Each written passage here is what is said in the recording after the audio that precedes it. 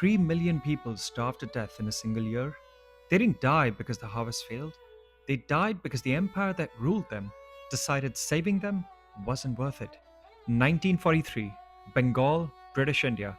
Japan had taken neighboring Burma, cutting off the rice trade. A cyclone had damaged part of the crop. Prices were climbing. None of this had to become a famine. India had grain. The British Empire had ships.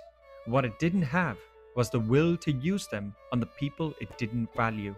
Here's what nobody tells you. The most respected study of this famine by the Nobel economist Amartya Sen found there was no real shortage of food in Bengal in 1943. There may have been more food than in years with no famine at all. People didn't starve because the food ran out. They starved because they could no longer afford it. Then, British policy made it worse on purpose. Fearing a Japanese invasion, the army carried out a denial policy. They confiscated or destroyed more than 40,000 boats along the Bengal coast.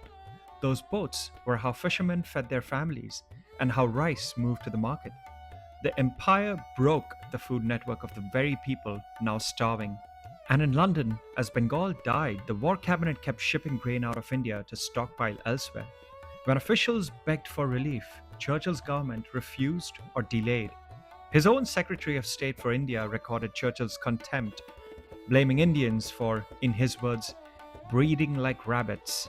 3 million people died in one of the most fertile river deltas on earth.